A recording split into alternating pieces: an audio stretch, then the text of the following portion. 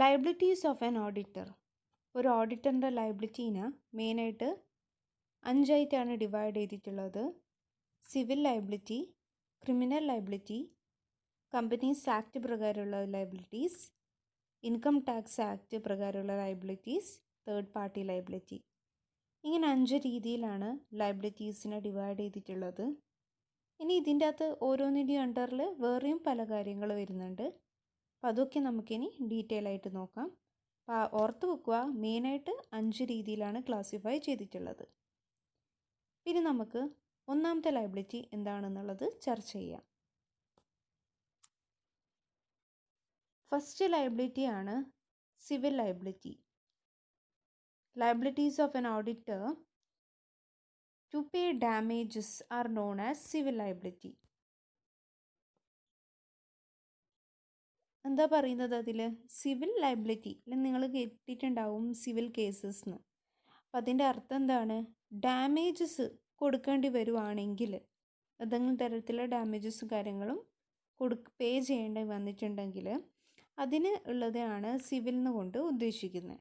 Okay, അപ്പം ഇതിൽ 2 രീതിയിലാണ് ഉള്ളത്. ഒന്നാമത്തത് ലയബിലിറ്റി ഫോർ നെഗ്ലിജൻസ്, രണ്ടാമത്തത് ലയബിലിറ്റി ഫോർ മിസ്ഫിയസൻസ്. ഓക്കെ, അപ്പം അതിൻ്റെ അകത്ത് ഒന്നാമത്തെ നമുക്ക് ലയബിലിറ്റി നോക്കാം. ലയബിലിറ്റി ഫോർ നെഗ്ലിജൻസ് ആണ് ആദ്യത്തത് വരുന്നത്. ലയബിലിറ്റി ഫോർ നെഗ്ലിജൻസ് എന്ന് വെച്ച് കഴിഞ്ഞാൽ അവിടെ ഈ ഓഡിറ്റർ കൃത്യമായിട്ട് അയാൾക്കുള്ള ഡ്യൂട്ടി ചെയ്തില്ലെങ്കിൽ, ഓക്കെ, നെഗ്ലിജ് ചെയ്യാന്ന് വെച്ചാൽ എന്താ? ഒഴിവാക്കൽ അല്ലേ, മറന്നു പോകുക എന്നുള്ള രീതിയിൽ. അപ്പം ഇവിടെ എന്താണ് ഓഡിറ്ററിൻ്റെ മെയിനായിട്ടുള്ള കാര്യം എന്ന് പറയുന്നത്?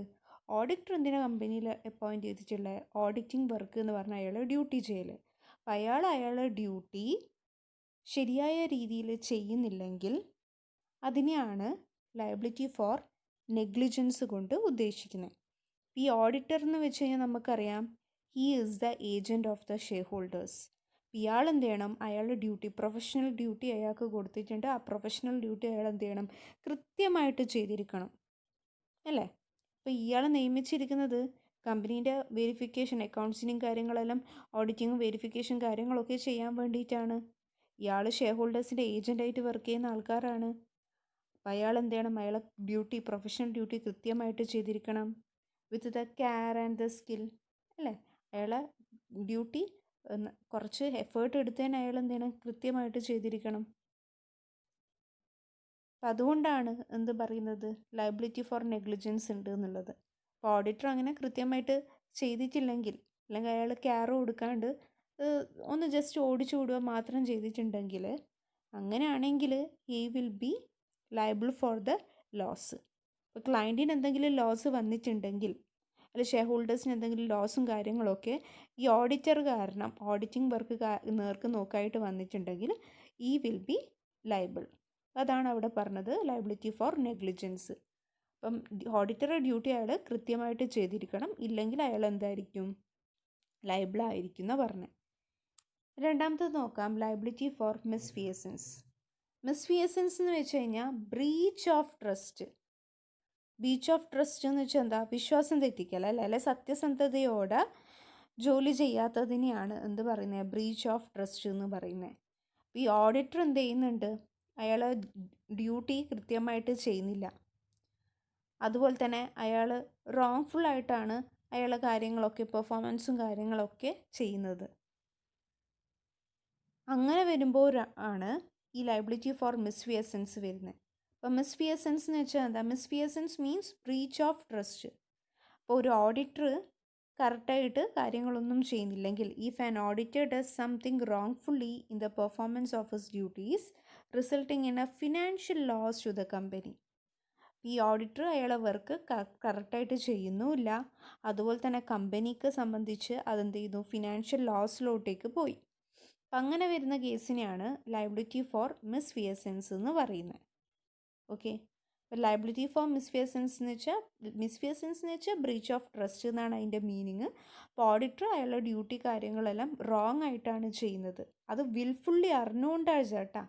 വിൽഫുള്ളി അറിഞ്ഞുകൊണ്ട് തന്നെ അയാൾ എന്ത് ചെയ്യുന്നു, ഡ്യൂട്ടി അയാളെ കാര്യങ്ങളൊന്നും ചെയ്യുന്നില്ല. എന്നിട്ട് എന്ത് ചെയ്യുന്നു, കമ്പനിക്ക് എന്തെങ്കിലും തരത്തിലെ ഫിനാൻഷ്യൽ ലോസും കാര്യങ്ങളൊക്കെ ഉണ്ടാവുന്നു. അങ്ങനെയുള്ള സമയത്ത് ഹി വിൽ ബി ലയബിൾ. അതിനെ പറയുന്നതാണ് ലയബിലിറ്റി ഫോർ മിസ്ഫിയസൻസ് എന്ന്. ഓക്കെ, ഇതാണ് ഒന്നാമത്തെ നമ്മളെ സിവിൽ ലയബിലിറ്റിയിൽ വരുന്നത്. ഇനി നമുക്ക് രണ്ടാമത്തെ ലയബിലിറ്റി നോക്കാം. നെക്സ്റ്റ് വൺ ആണ് ക്രിമിനൽ ലയബിലിറ്റി. അപ്പം ഇതിൽ ക്രിമിനൽ ലയബിലിറ്റി എന്ന് വെച്ചാൽ ഒരു ക്രൈം ചെയ്യുവാണെങ്കിൽ അതിന് പറയുന്നതാണ് ക്രിമിനൽ ലയബിലിറ്റി. അപ്പോൾ ഇവിടെ ഈ ഓഡിറ്റർ അറിഞ്ഞുകൊണ്ട് തന്നെ ബാലൻസ് ഷീറ്റിലോ അതുപോലെ തന്നെ ഇയാൾ ഏതെങ്കിലും തരത്തിലെ ഡോക്യുമെൻറ്റ്സ്, വൗച്ചേഴ്സ്, ഈ കാര്യങ്ങളൊക്കെ ഏതെങ്കിലും തരത്തിൽ മിസ്റ്റേക്ക് വരുത്തുക ചെയ്യുന്നത്, അല്ലെങ്കിൽ അത് ഡിസ്ട്രോയ് ചെയ്യുക ചെയ്യുന്നത്. അങ്ങനെയുള്ള കേസസിലാണ് the auditor will be criminally liable എന്ന് പറയുന്നത്. When an auditor willfully എന്ന് വെച്ചാൽ അറിഞ്ഞുകൊണ്ട്, willfully makes a false statement either in the balance sheet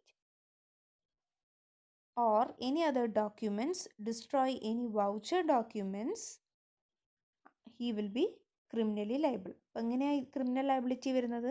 criminal liability എന്ന് വെച്ച് കഴിഞ്ഞാൽ ഒരു ക്രൈം ചെയ്യുവാണെങ്കിൽ, അറിഞ്ഞുകൊണ്ട് ഏതെങ്കിലും ക്രൈം ചെയ്യുവാണെങ്കിൽ അതിന് പറയുന്ന പേരാണ് ക്രിമിനലി ലയബിൾ എന്ന്. അപ്പോൾ ഇവിടെ ഓഡിറ്റർ അറിഞ്ഞുകൊണ്ട് തന്നെ വിൽഫുള്ളി അയാൾ എന്ത് ചെയ്യുന്നു, ബാലൻസ് ഷീറ്റും കാര്യങ്ങളൊക്കെ തെറ്റിച്ചിട്ടുണ്ട് എന്ന് മനസ്സിലാക്കി, എന്നിട്ട് അയാൾ അത് കറക്റ്റ് ചെയ്യുന്നില്ല. ഓക്കെ, അപ്പം അങ്ങനെ വരുന്ന സമയത്ത് he will be criminally liable. Wilfully makes a false statement either in the balance sheet or any other documents. അതുപോലെ തന്നെ അയാൾ വൗച്ചേഴ്സും ഡോക്യുമെൻറ്റ്സും കാര്യങ്ങളൊക്കെ ഡിസ്ട്രോയ് ചെയ്യുവാണെങ്കിൽ he will be criminal liable.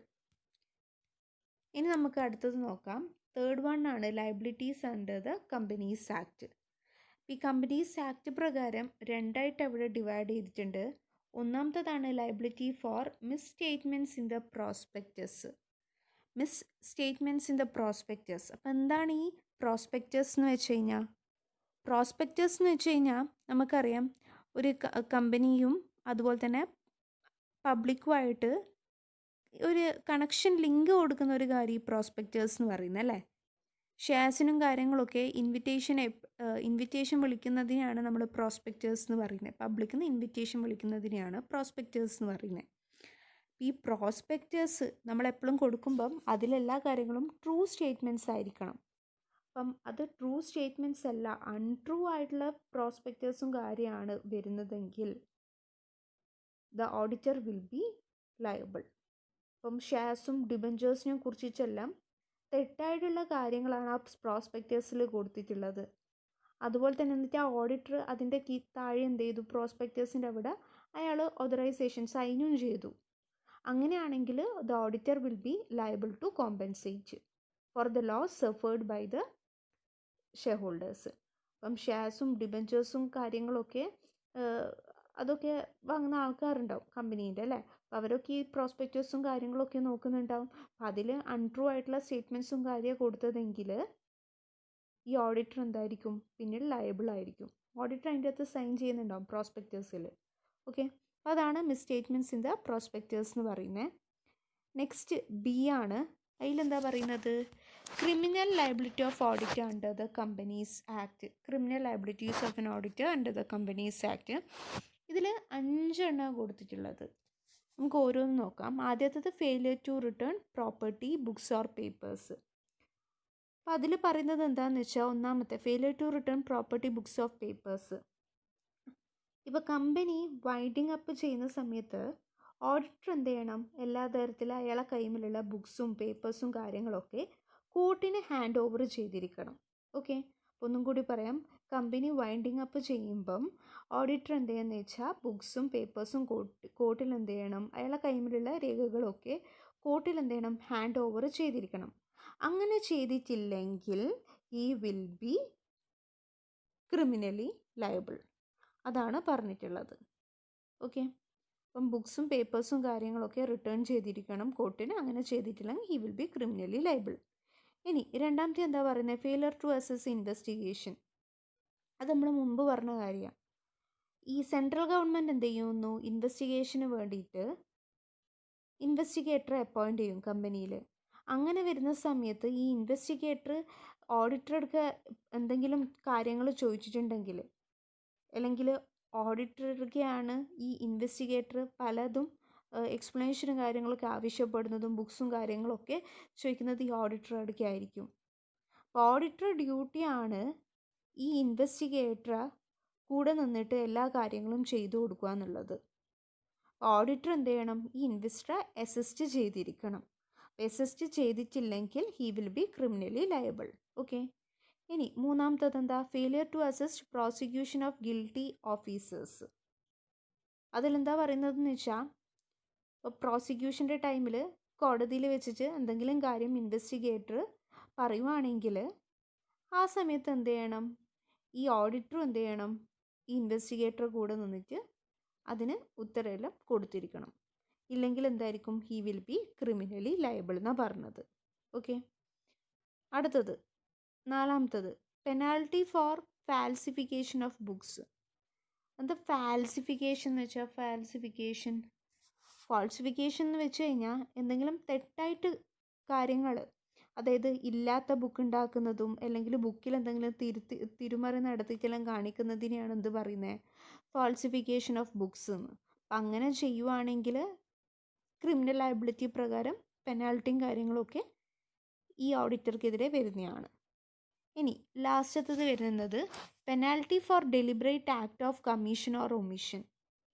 ഇപ്പം കമ്മീഷൻ ഓർ ഒമിഷൻ എന്ന് വെച്ച് കഴിഞ്ഞാൽ, ഇപ്പം എന്തെങ്കിലും ഇല്ലാത്ത എമൗണ്ട് അവിടെ കാണിക്കുന്നു, കൂട്ടിച്ചേർക്കുക ചെയ്യുന്നത്, അല്ലെങ്കിൽ ഏതെങ്കിലും എമൗണ്ട് ഒഴിവാക്കുന്നു, അങ്ങനെ കാര്യങ്ങളൊക്കെ വരുന്നതിനെ കമ്മീഷൻ ഓർ ഒമിഷൻ കൊണ്ട് ഉദ്ദേശിക്കുന്നത്. അപ്പോൾ അതാണ് penalty for deliberate act of commission or omission. Okay. അപ്പം ഇത്രയാണ് അതിൻ്റെ ഉള്ളിൽ വരുന്നത്. ഓർത്ത് വെക്കുക, കമ്പനീസ് ആക്ട് പ്രകാരം 2 എണ്ണം, ഒന്നാമത്തെ പ്രോസ്പെക്ടേഴ്സ് പ്രകാരം, രണ്ടാമത്തത് criminal liability of audit companies act, അതിൽ 5 എണ്ണം ഉണ്ട്. നെക്സ്റ്റ് വൺ ആണ് liability under the income tax act. അപ്പം ഇൻകം ടാക്സ് ആക്ട് പ്രകാരമുള്ള ലയബിലിറ്റിയിൽ നമുക്ക് നോക്കാം എന്തൊക്കെ കാര്യങ്ങളാണ് പറയുന്നത് എന്നുള്ളത്. ഒന്നാമതായിട്ട് പറയുന്നത്, ആദ്യത്തെ കാര്യമാണ് ഇത്. ഇപ്പം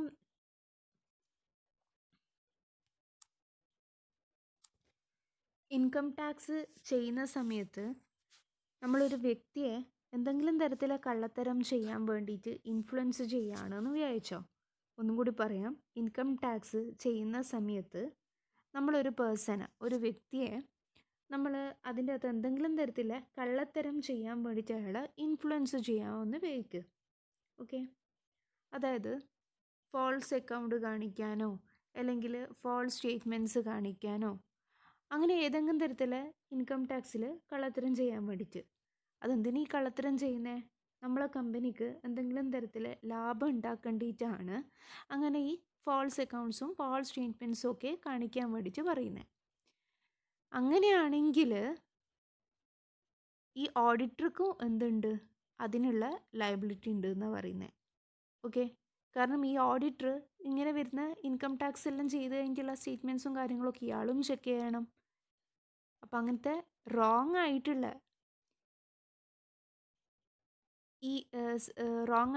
ഇൻകം ടാക്സും കാര്യങ്ങളാണ് കമ്പനി കൊടുത്തിട്ടുള്ളത്.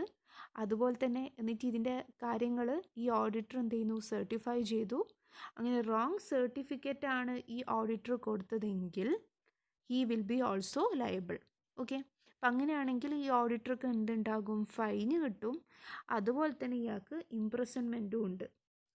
എത്ര കാലത്തേക്കാണ് ഇംപ്രസൺമെൻറ്റ് എന്ന് പറയുന്നത്, 3 months മുതൽ 3 years വരെയാണ് ഇംപ്രസൺമെൻറ്റ്.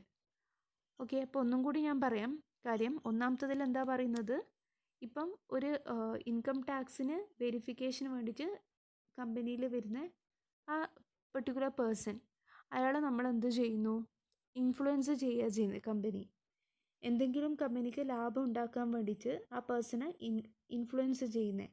അപ്പോൾ ഇൻഫ്ലുവൻസ് ചെയ്യുന്ന സമയത്ത് അവിടെ എന്ത് നടക്കും, ഫോൾസ് അക്കൗണ്ട്സ് അല്ലെങ്കിൽ ഫോൾസ് സ്റ്റേറ്റ്മെൻറ്റ്സ് വരക്കേണ്ടതായിട്ടുണ്ടാകും അല്ലേ. ഫോൾസ് അക്കൗണ്ട്സ് എല്ലാം ഫോൾസ് സ്റ്റേറ്റ്മെൻറ്റ് കാണിക്കേണ്ടി വരും. അങ്ങനെ ഉള്ള കാര്യം ഈ ഓഡിറ്റർ അറിയെങ്കിൽ, അല്ലെങ്കിൽ ഓഡിറ്റർ അങ്ങനത്തെ ഫോൾസ് അക്കൗണ്ട്സോ ഫോൾസ് സ്റ്റേറ്റ്മെൻറ്റോ ഉണ്ടായിട്ട് റോങ് ആയിട്ടുള്ള സർട്ടിഫിക്കേഷനും കാര്യമോ കൊടുത്തതെങ്കിൽ അങ്ങനെ വരുമ്പം ഓഡിറ്റർ എന്താണ്, ലയബിളാണ്. ഓക്കെ,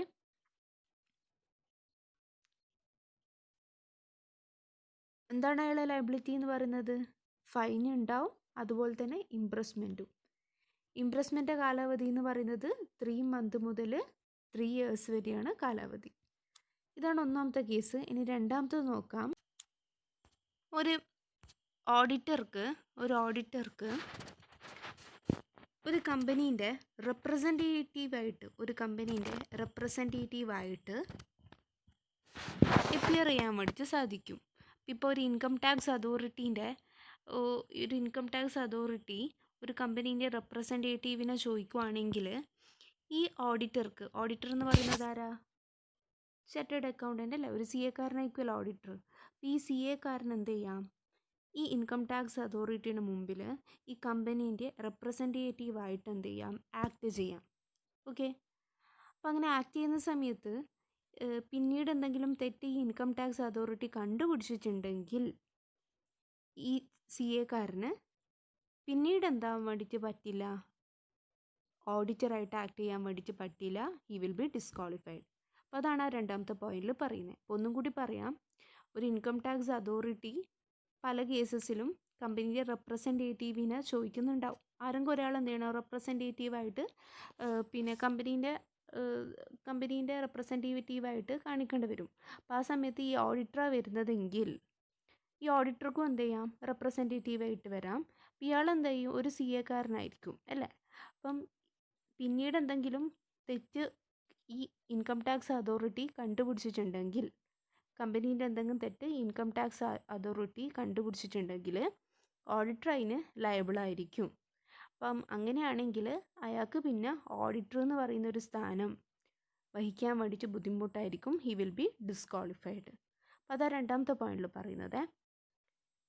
ഇനി നമുക്ക് അടുത്ത പോയിന്റ് നോക്കാം, ലാസ്റ്റത്തെ. അതിൽ പറയുന്നത് ഫാൾസ് ഇൻഫർമേഷൻ കൊടുക്കുകയാണെങ്കിൽ, കണ്ടില്ലേ, ഫാൾസ് ഇൻഫർമേഷൻ കൊടുക്കുകയാണെങ്കിൽ ഓഡിറ്ററിന് ഇംപ്രസ്മെൻ്റ് ഉണ്ട് അപ് ടു 2 years. അപ്പോൾ അതാണ് അതിൽ പറയുന്നത്. ഫാൾസ് ഇൻഫർമേഷൻ ഫർണിഷ് ചെയ്യുവാണെങ്കിൽ ഇംപ്രസ്മെൻ്റ് ഉണ്ട് അപ് ടു 2 years. ഇനി നമുക്ക് അഞ്ചാമത്തെ ലയബിലിറ്റി നോക്കാം. Liability for professional misconduct. എന്താ പ്രൊഫഷണൽ മിസ്കണ്ടക്റ്റ് എന്ന് വെച്ചാൽ? പ്രൊഫഷണൽ മിസ്കണ്ടക്റ്റ് എന്ന് വെച്ചാൽ നമ്മളെ പ്രൊഫഷണൽ എത്തിക്സും കാര്യങ്ങളും. അപ്പോൾ ഒരു ഓഡിറ്റർക്ക് അയാളെ പ്രൊഫഷണൽ എത്തിക്സ് ഉണ്ടാവും. അതിലൂടെ മാത്രമേ അയാളെ ഡ്യൂട്ടീസും കാര്യങ്ങളൊക്കെ ചെയ്യാൻ വേണ്ടിയിട്ട് പാടുള്ളൂ. അപ്പം അങ്ങനെ പ്രൊഫഷണൽ എത്തിക്സും കാര്യങ്ങളും തെറ്റിക്കുവാണെങ്കിൽ അയാൾ എന്ത് ചെയ്യേണ്ടി വരും? ICAI ഓഡിറ്റർ എന്ന് പറയുന്ന നെയിം അയാളിൽ നിന്ന് ഒഴിവാക്കും. അപ്പോൾ അയാൾക്ക് എന്ത് ചെയ്യാൻ വേണ്ടി പറ്റില്ല?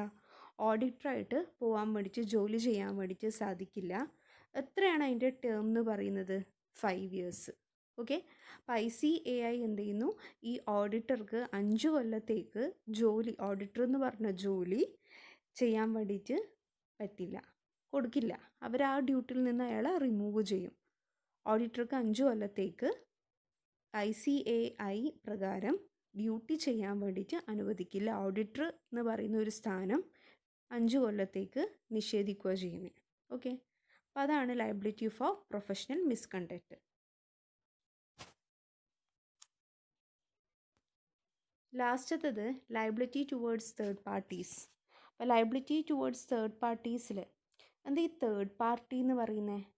തേർഡ് പാർട്ടി എന്ന് പറയുന്നത് നമ്മളെ ഫിനാൻഷ്യൽ സ്റ്റേറ്റ്മെൻ്റ് ഉണ്ട് അല്ലേ. അപ്പോൾ ആ ഫിനാൻഷ്യൽ സ്റ്റേറ്റ്മെൻറ്റായിട്ട് ബൈൻഡ് ചെയ്തിരിക്കുന്ന ഒരുപാട് ആൾക്കാരുണ്ടാകും. അവരെയാണ് ഈ തേർഡ് പാർട്ടി എന്ന് പറയുന്നത്. ഫിനാൻഷ്യൽ സ്റ്റേറ്റ്മെൻറ്റായിട്ട് പിന്നെ റിലേഷനുള്ള ആൾക്കാർ. ഓക്കെ, അപ്പോൾ അതെന്ന് പറയുന്നത് ആരൊക്കെയാണ്? ക്രെഡിറ്റേഴ്സ് ഉണ്ടാവും, ബാങ്കേഴ്സ് ഉണ്ടാവും, ടാക്സ് അതോറിറ്റി ഉണ്ടാവും, ഷെയർ ഹോൾഡേഴ്സ് ഉണ്ടാവും. ഇവരൊക്കെയാണ് ഈ തേർഡ് പാർട്ടി എന്ന് പറയുന്നത്, കമ്പനീൻ്റെ തേർഡ് പാർട്ടി എന്ന് പറയുന്നത്. അപ്പോൾ creditors, bankers, tax authorities, shareholders ഒക്കെയാണ് തേർഡ് പാർട്ടി എന്ന് പറയുന്നത്. അപ്പം അവരുടെ കീഴിലെ ലയബിലിറ്റിയാണ് ലയബിലിറ്റീസ് ടുവേർഡ്സ് തേർഡ് പാർട്ടി.